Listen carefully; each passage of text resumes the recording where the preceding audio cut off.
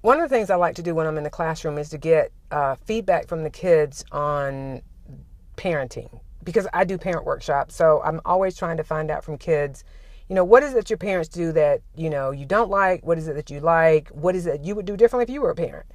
And so one day, probably last year, I was in a classroom and I asked the young ladies, what is it that they don't like about what their parents do? And so this one young lady said, I hate that our parents always try to rescue us.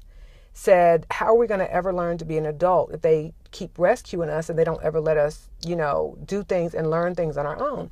So I said, well, okay, give me an example of how do your parents rescue you? And so the one young lady said, she said, okay, I'll give you an example. She said, if we fail a test at school, she said, why do our parents come and yell at the teacher because we failed the test? She said, we're the ones who failed the test.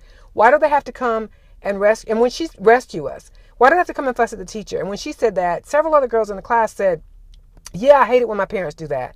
I'm sure every teacher out there is probably like glad to hear a student say that and shocked to hear a student say that. But I just think there's some truth in what this young lady's saying is if parents always rescue their kids, how are they going to ever be able to deal with failure, deal with, resolving their own conflict when they become adults? Because I just think we are handicapping kids because parents often, don't want them to fail. And so it was about a week after they said that, a friend of mine gave me a story about her daughter that her daughter knows that the routine that they have, I think she's in the third grade, but she knows that the routine that they have is that when they come home from school, she goes and she does her homework. Well, this day, my friend's husband picked the kids up from school, and she said when her daughter got home, she started playing games and started watching television and didn't do her homework. So that night when they were getting ready to go to bed, she went in to check her daughter's homework, and the daughter's like, ooh, I forgot. And her husband wanted to let her stay up later to do the homework. And my friend said, nope, she's going to get a 0.